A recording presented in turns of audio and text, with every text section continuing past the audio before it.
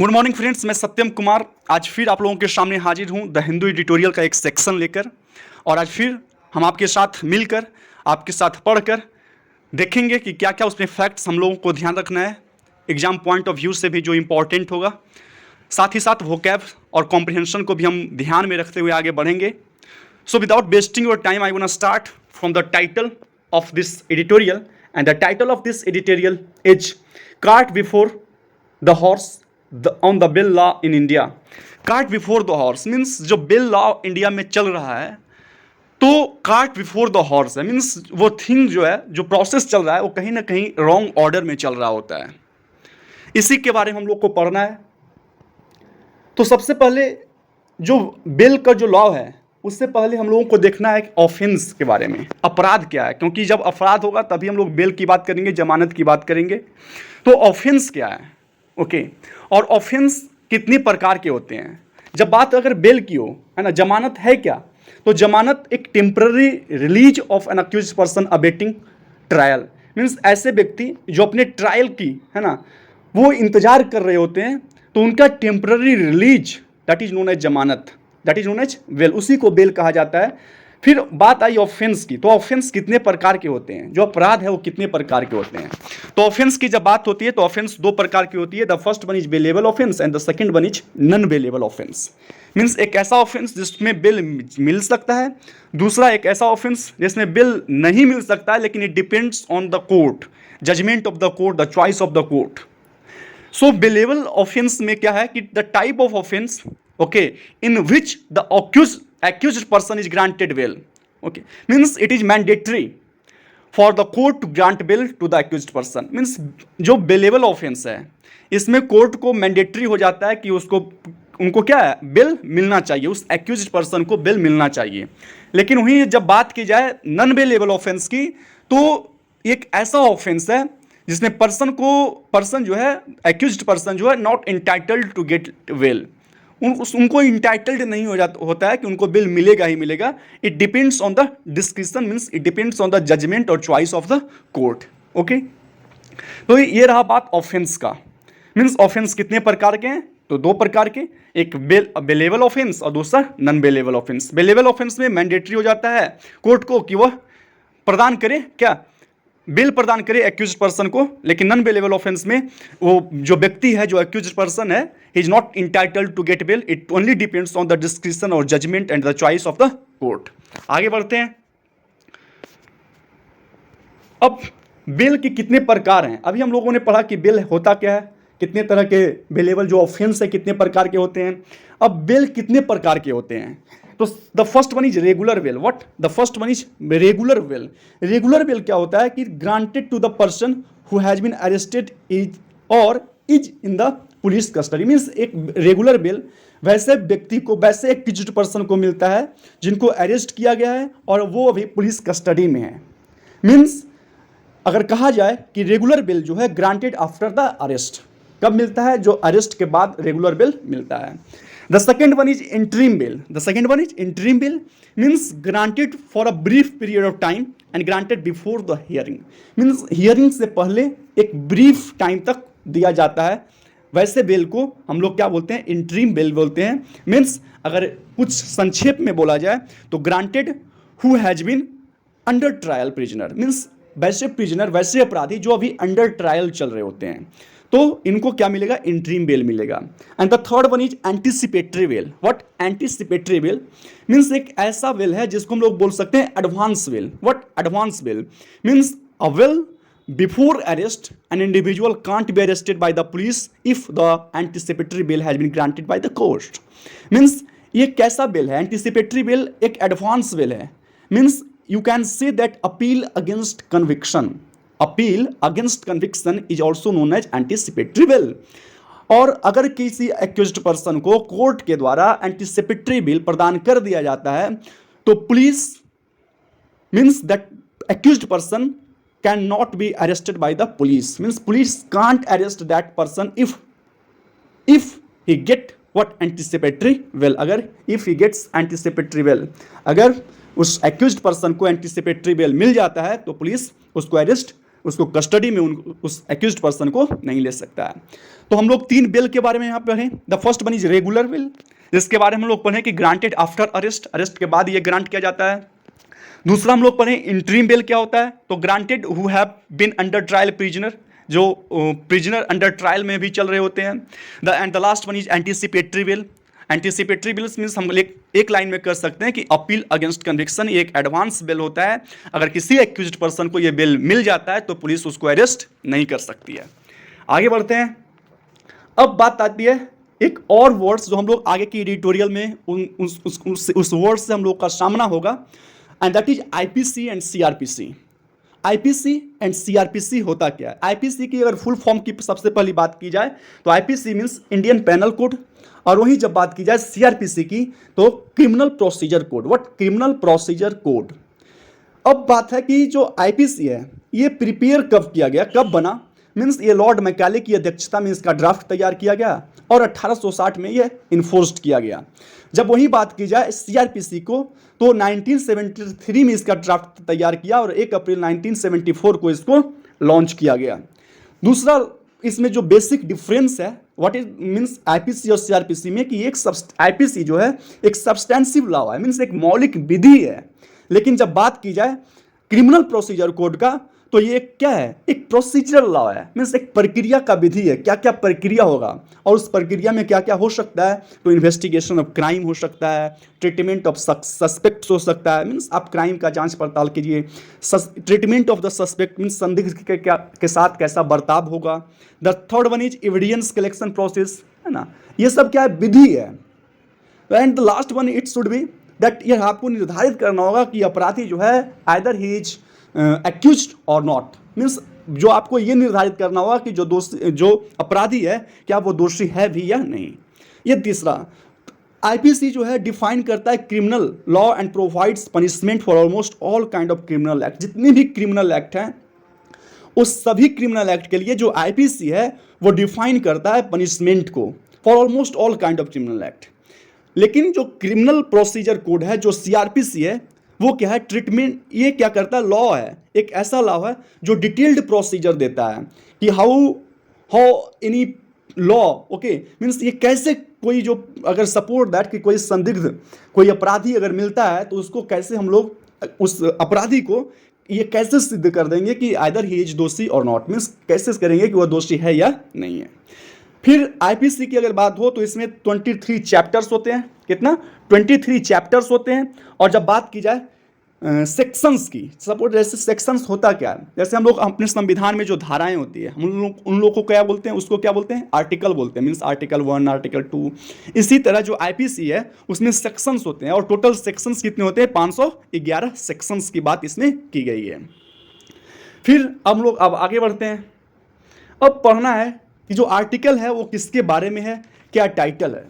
तो police should not arrest first and then fish for a possible offence.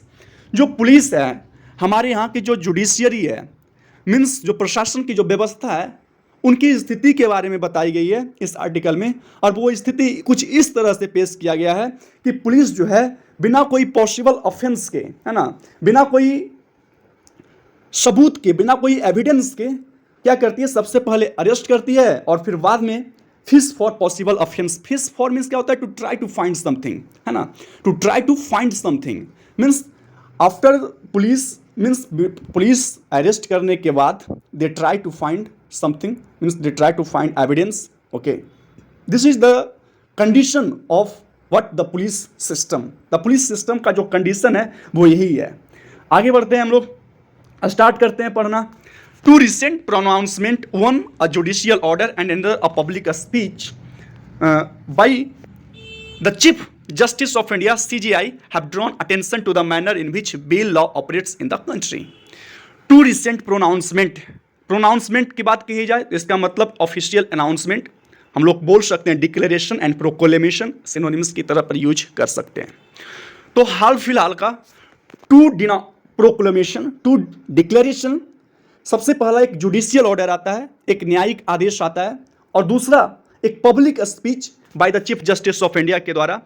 वो draw करता है attention को, हमारी ध्यान को खींचता है to the manner in which bail law operates on India. और ध्यान किस ओर खींचता है, तो ध्यान इस ओर खींचता है कि जो बेल लॉ है, जो जमानत का जो कानून है, वो भारत में किस तरह से ऑपरेट किया जाता है, इसी पे आगे बढ़ते हैं।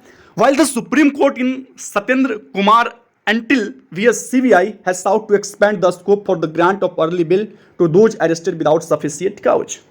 लेकिन जब बात सुप्रीम कोर्ट की आती है और एक केस चल रहा होता है सत्येंद्र कुमार अंटिल वर्सेस CBI में, तो Supreme Court has sought to expand the scope, जो स्कोप है उसको एक्सपेंड करना चाह रही है।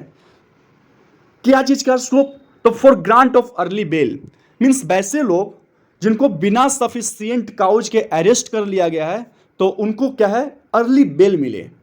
तो इस चीज का जो सुप्रीम कोर्ट है कहीं ना कहीं स्कोप को एक्सपेंड करना चाह रही है कि how we can grant early bail to the person, means to the person who are arrested without sufficient cause. बिना कोई सफिशिएंट काउज के अगर किसी व्यक्ति को अरेस्ट किया जाता है, तो वैसे व्यक्ति को जल्दी देने के लिए सुप्रीम कोर्ट जो है कहीं ना कहीं अपने स्कोप को बढ़ाना चाह रही है।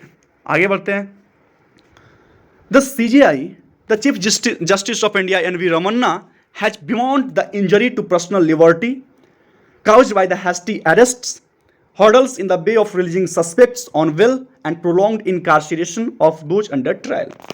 मीन्स जो चीफ जस्टिस ऑफ इंडिया है कहीं ना कहीं वो एक्सप्रेस किए हैं, bemoan means what, express discontent और सॉरो, व्हाट, एक्सप्रेस डिसकंटेंट और सॉरो।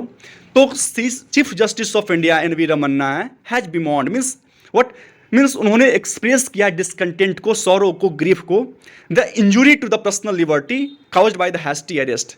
किसके प्रति ग्रीफ को दर्शाया है, एक्सप्रेस किया है, तो जो हैस्टी अरेस्ट किया जाता है, मीन्स जो जल्दबाजी में अरेस्ट किया जाता है और उससे जो इंजुरी होता है, किनको, पर्सनल लिबर्टी के, किसी भी व्यक्ति का जो पर्सनल लिबर्टी है, जो पर्सनल आज़ादी है, जो फ्रीडम है, तो उसको जो ठेस पहुंचता है, उसको जो चोट पहुंचता है, तो उसको लेकर जो चीफ जस्टिस ऑफ इंडिया है कहीं ना कहीं वो क्या है, चिंतित हैं और अपना जो चिंता है वो जाहिर किए हैं। और किस पे जाहिर किए, तो hurdles in the way of releasing suspects on bail, means क्या क्या बाधाएं हैं किसी भी सस्पेक्ट को रिलीज करने पे, बेल ना मिलने पे, जो बाधाएं किसी व्यक्ति को आता है उस पे भी। और तीसरा जो है prolonged incarceration of those under trial, और वैसे लोग जो अभी भी ट्रायल में चल रहे हैं, तो उन लोगों को प्रोलॉन्ग्ड इनकार्सिरेशन करना मतलब लंबे समय तक कन्फाइंड करना प्रिजन में, है ना, वैसे लोगों को जिन पे अभी ट्रायल चल रहा है। तो ये तीनों चीज़ पे जो chief justice of India NV Ramanna है कहीं ना कहीं वो अपना जो चिंता है, जो ग्रीफ है, जो डिसकंटेंट है, वो एक्सप्रेस किए हैं। The expression of concern are a timely reminder to regimes that have been using their police powers to crack down on critics, activists and those not politically aligned with them। और ये जो expression है, ये जो चिंता जाहिर कर रहे हैं चीफ जस्टिस ऑफ इंडिया, और टाइमली रिमाइंडर, ये टाइमली रिमाइंडर है, मीन्स प्रॉपर टाइम पे एक रिमाइंडर की तरह काम कर रहा है। और किसके लिए एक रिमाइंडर है, टू द रेजिम्स, मीन्स जो गवर्नमेंट अभी पावर में है उनके लिए एक टाइमली रिमाइंडर की तरह काम कर रहा है। दैट हैव बीन यूजिंग, क्या रिमाइंडर की तरह काम कर रहा है कि जो गवर्नमेंट है, जो पावर में गवर्नमेंट है, वो यूज कर रहे हैं, क्या यूज कर रहे हैं, देयर पुलिस पावर्स, उनकी जो प्रशासनिक पावर है, जो शक्ति है, उसका यूज कर रहे हैं। और वो पावर किस लिए यूज कर रहे हैं, तो to crack down on critics, means वैसे लोग जो सरकार के प्रति क्रिटिसिज्म फैलाए, सरकार को क्रिटिसाइज करें, उनके पॉलिसी को लेकर, उनके सरकार की जो चलन है, जिस तरह से वो प्रशासनिक व्यवस्था को चलाए हैं, बनाए हैं, तो अगर उसके प्रति अगर कोई व्यक्ति क्रिटिक्स करता है, क्रिटिसाइज करता है, तो और दूसरा क्या है, कोई एक्टिविस्ट है या फिर those not politically aligned with them, और कोई वैसे लोग जो उनसे राजनीतिक रूप से अलाइंड नहीं है, जुड़े नहीं हैं, तो ये तीनों को क्रैक डाउन करने के लिए, है ना, क्या करते हैं, पुलिस पावर का यूज करते हैं, ये बोला गया है। आगे बढ़ते हैं। However, there is an irony in court battling for personal liberty and lamenting indiscriminate arrest on the one hand, but routinely denying bail or postponing bail hearing on the other। हालांकि क्या बोल रहे हैं कि यहाँ आयरोनी है कोर्ट में, यहाँ एक विडंबना है, और ये विडंबना क्या है, कि जो court batting for personal liberty, जो कोर्ट कहीं ना कहीं पर्सनल लिबर्टी को गेन करने में, रीगेन करने में जो सपोर्ट करती है, जो डिफेंड करती है कोर्ट, वहाँ क्या है, एक आयरनी है, एक विडंबना है। एंड लैमेंटिंग इनडिस्क्रिमिनेट जो अरेस्ट है, जो इनडिस्क्रिमिनेट अरेस्ट किया जाता है बिना कुछ सोचे समझे, ये जो क्या किया जाता है, अरेस्ट किया जाता है, तो इस दोनों के प्रति जो है कहीं ना कहीं आयरनी है ना। और आयरनी किस लिए है कि ऑन द वन हैंड एक तरफ जो कोर्ट ये दिखाती है कि कोर्ट जो है बैट कर रही है, सपोर्ट कर रही है पर्सनल लिबर्टी को बचाने में, और लैमेंट कर रही है, मीन्स अपना ग्रीफ को एक्सप्रेस कर रही है इनडिस्क्रिमिनेट एंगर को लेकर। लेकिन वहीं दूसरी ओर क्या कर रहा है, रूटीनली डिनाइंग बेल और postponing bail hearings on the other. और वहीं दूसरी तरफ क्या हो रहा है कि रूटीनली डिनाई किया जा रहा है कोर्ट के द्वारा। अगर सपोज दैट के बैकलॉग ऑफ केसेज है कोर्ट में, तो अगर कोई पुलिस है ना हिरासत में लेकर कुछ किसी अपराधी को आता है और कोर्ट के सामने जब उसको पेश किया जाता है, तो उसको रूटीनली डिनाई कर दिया जाता है कि अच्छा 3 दिन के बाद आओ, 4 दिन के बाद आओ। तो ये, और postponing bill hearings on the other, और बिल हियरिंग्स को क्या किया जाता है, पोस्टपोन किया जाता है। तो यही विडंबना है, यही आयरनी है कि एक तरफ कोर्ट के द्वारा सपोर्ट किया जाता है कि पर्सनल लिबर्टी को रिगेन किया जाए, वही कोर्ट क्या करते हैं, लैमेंट करते हैं, अपना एक्सप्रेस करते हैं ग्रीफ को, रिग्रेट को कि इनडिस्क्रिमिनेट अरेस्ट ना हो। लेकिन दूसरी तरफ क्या करते हैं कि हियरिंग जो है उसको पोस्टपोन करते हैं, रूटीनली डिनाई करते हैं, उनको टाइम दिया जाता है कि 2 दिन के बाद, 4 दिन के बाद आइए, आपका सुनाई होगा। तो यही आयरनी को बताया गया है। ओके, आगे बढ़ते हैं। Nevertheless the verdict reiterating the major principle in favour of granting bail and laying down constructive guidelines for arrest is quite valuable. Means nevertheless, हालांकि क्या है कि जो वर्डिक्ट है, जो वर्डिक्ट है मीन्स जो अपोनियन, जो जजमेंट दिया जाता है, वो बार बार कहा गया, रीआइटरेटिंग कहा गया। वो जो वर्डिक्ट मीन्स जो डिसीजन, जो जजमेंट दिया गया, वो बार बार क्या दोहराता है, मेजर प्रिंसिपल्स को, मेजर प्रिंसिपल जो मुख्य सिद्धांत है उसको दिखाता है, उसको दोहराता है। और वो सिद्धांत किसके पक्ष में है, तो granting, favour of granting bail, है ना। Favour of granting bail means जो बेल प्रदान करता है उसके फेवर में है।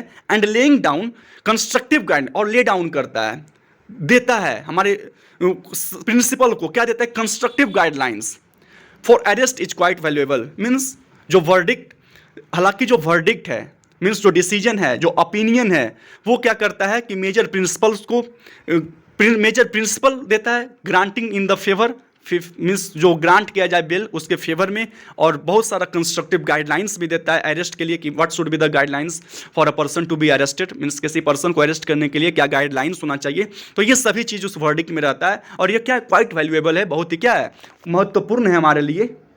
आगे बढ़ते हैं।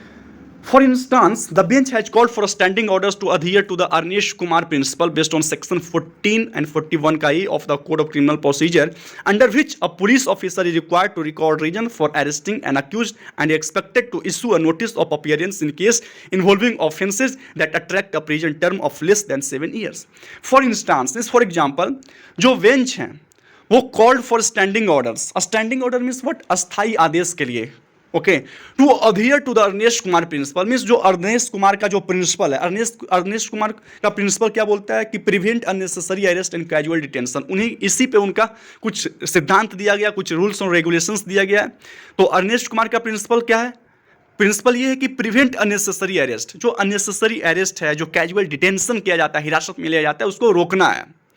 तो जो बेंच है वो अस्थाई आदेश देता है कि आप क्लिंग अधीर कीजिए, मीन्स कंप्लाई कीजिए अरनीश कुमार जो 2014 में प्रिंसिपल दिया गया था। और वो बेस्ड किस पे है, सेक्शंस 41 और 41 का A of the criminal code of procedure, under which, जिसके तहत क्या होता है कि एक पुलिस ऑफिसर इज रिक्वायर्ड, उनको एक पुलिस ऑफिसर को ये रिक्वायर होता है to record reasons for arresting, means आप किस ग्राउंड्स पे, किस स्टैंडर्ड पे, है ना, क्या रीजन से आप जो ये अरेस्ट कर रहे हैं, तो आप उसको मेंशन करना होगा। To record reasons for arresting an accused, किसी एक्यूज्ड को, किसी दोषी को अरेस्ट करने का रीजन्स रिकॉर्ड करना है।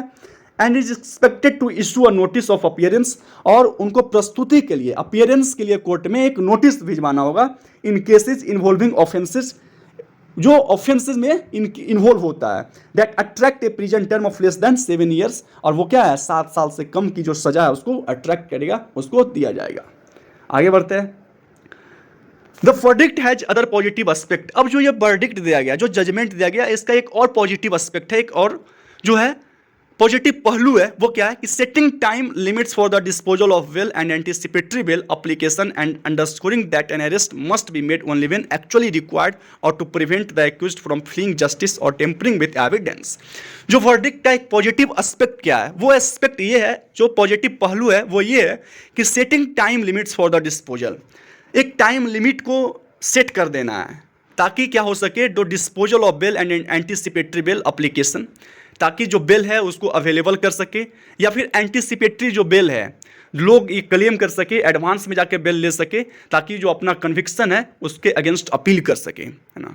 और क्या करना है, एंड अंडरस्कोरिंग दैट, और इसको अंडरस्कोर करना है, इसको इम्फेसाइज करना है, क्या करना है, that an arrest must be made, किसी भी दोषी को, किसी भी एक्यूज्ड पर्सन को अरेस्ट तब करना है व्हेन एक्चुअली रिक्वायर्ड, जब वास्तव में उसका जरूरत हो तब, या to prevent the accuse from fleeing justice, अगर कोई एक्यूज्ड ये चाह रहा है कि हम न्याय को छोड़कर भाग जाएंगे, है ना, तब उसको हम लोग अरेस्ट कर सकते हैं, पुलिस के द्वारा अरेस्ट किया जा सकता है, या फिर टैंपरिंग विथ एविडेंस, या पुलिस को ये लगता है कि वो दोषी जो है, जो एविडेंस है उससे कहीं ना टैंपर विथ कर दे, छेड़छाड़ कर दे।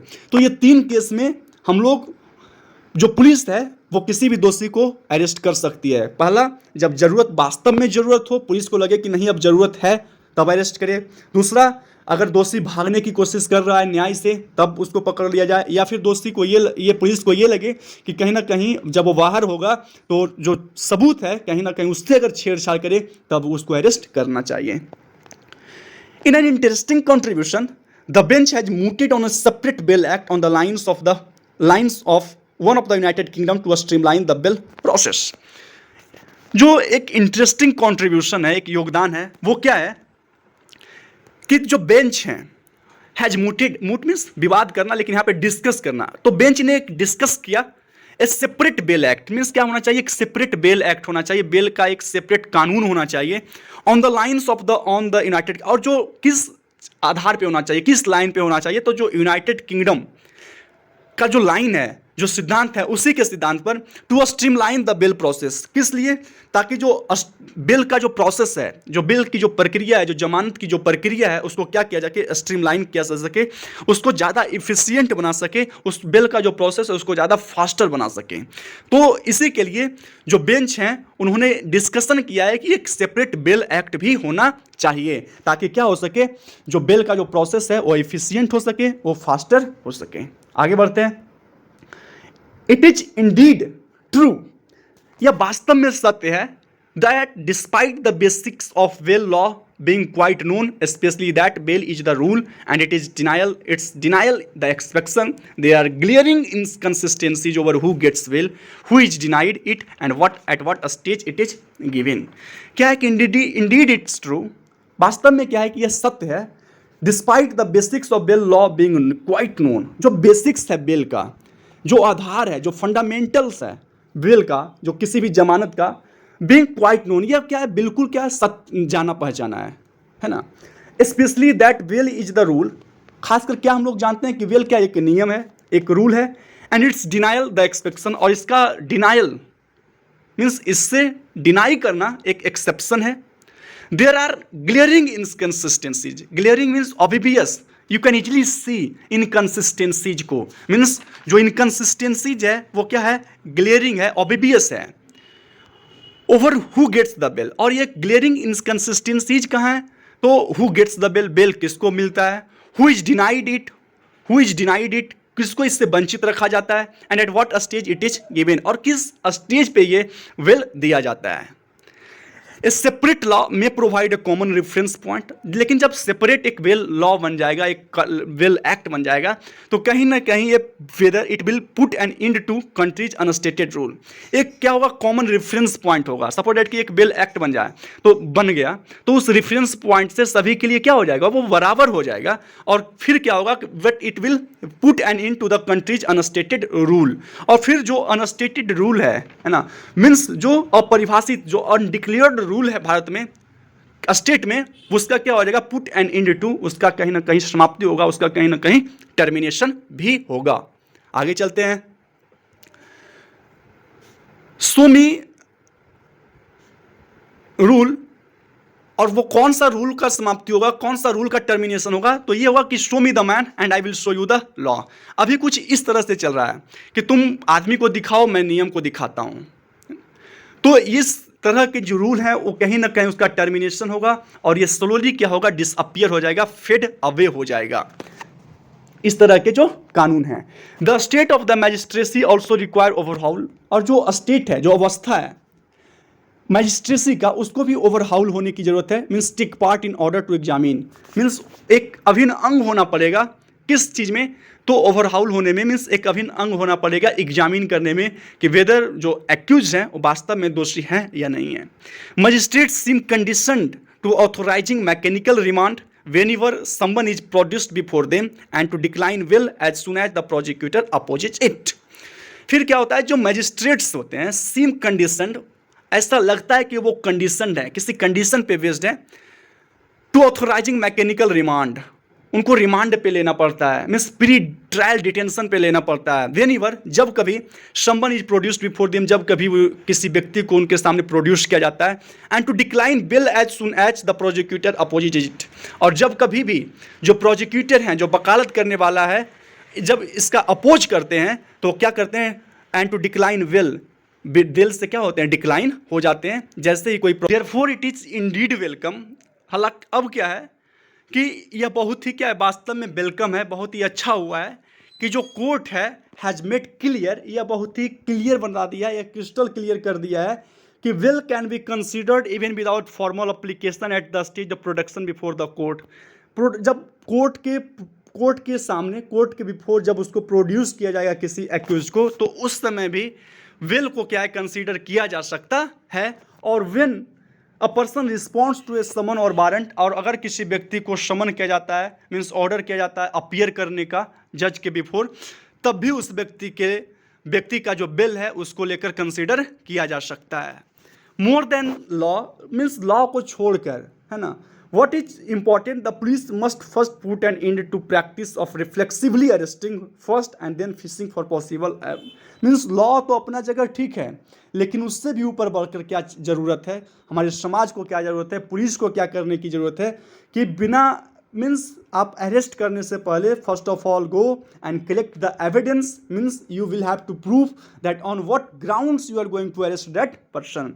मीन्स पुलिस को ये ज़रूरत है कि आप किसी भी व्यक्ति को अरेस्ट करने से पहले आपको उसके प्रति क्या क्या एविडेंसेस है, क्या क्या साक्ष्य हैं, जिस ग्राउंड्स पे आप उनको अरेस्ट करने जा रहे हैं, ये जुटाने की कोशिश करें। तो इस आर्टिकल में आज यहीं तक समाप्त होता है आर्टिकल यहाँ पे, और आशा करते हैं ये आर्टिकल आपको समझ में आएगा, और समझ में आएगा हम लोग और मेहनत करेंगे, मिलकर मेहनत करेंगे, और जो वोकैब सेक्शन है उसको भी ध्यान में रखते हुए हम लोग आगे बढ़ेंगे।